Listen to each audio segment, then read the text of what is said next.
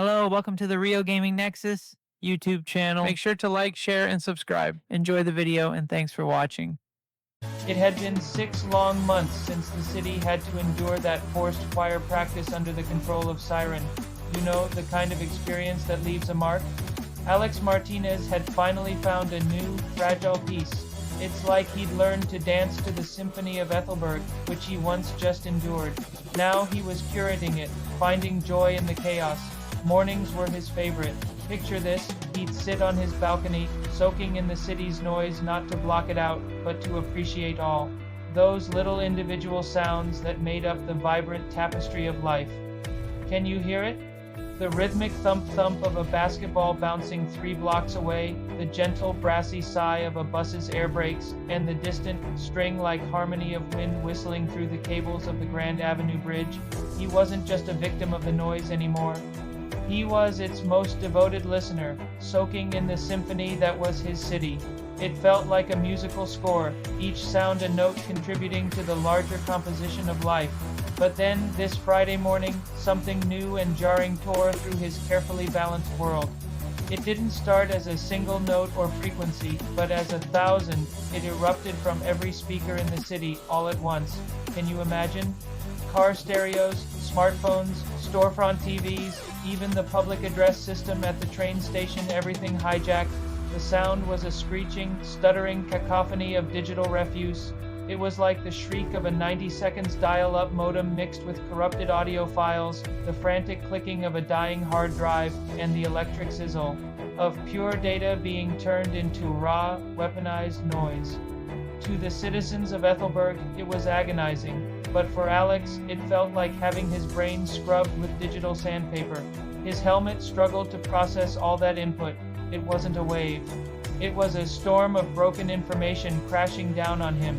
He quickly pulled on his gear, stumbling as the sonic assault rattled the very molecules in his body. This was different from Siren's attack, which sought to impose order. No, this was the opposite. This was an attack that reveled in pure, meaningless chaos. As Reverb, his alter ego, he launched himself into the city, but the sound was everywhere and nowhere at once. There was no single source to track, no epicenter to hone in on, his usual trick of absorbing ambient sound. Totally impossible this time. Trying to absorb this chaos felt like trying to drink a waterfall of glass shards. It overloaded his senses, threatening to short-circuit his powers completely. The digital noise was burrowing into the city's infrastructure, causing traffic lights to flicker and fail, electronic billboards to display streams of corrupted code, and the entire power grid to pulse erratically. It was like the city itself was convulsing under the weight of this auditory assault. He needed to think differently. He couldn't follow the sound in the air. He had to follow it through the wires.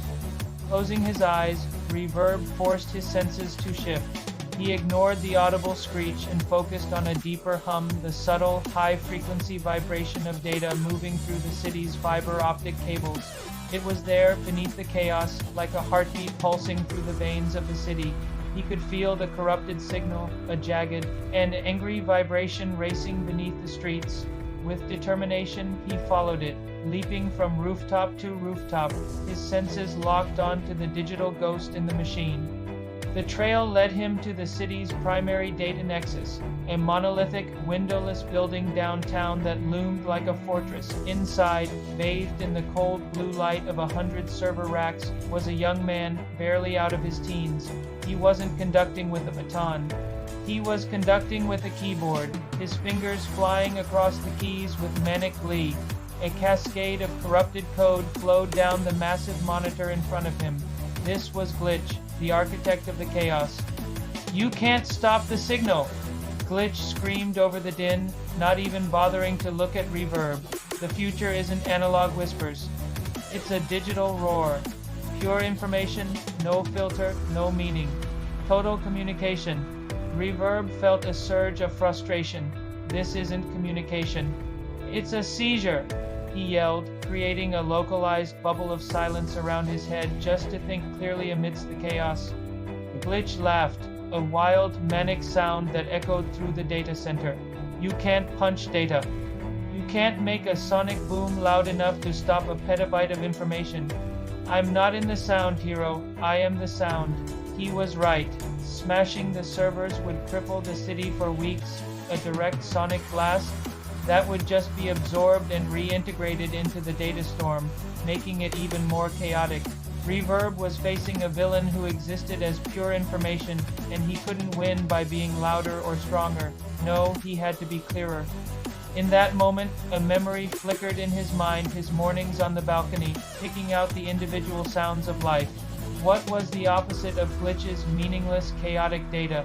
It wasn't silence, not this time. It was a signal so simple, so pure, and so profoundly analog that Glitch's digital storm couldn't process it. Reverb stood firm in the heart of the roaring data center. He shut out the digital screech. He ignored the frantic clicking of the servers. Instead, he listened inward to the oldest, most fundamental rhythm, the steady, quiet beat of his own heart. Lub-dub, lub-dub. He took that sound, that simple biological signal. He didn't amplify it into a weapon. He didn't shape it into a shield. He simply held it, focused on its purity, and broadcast it.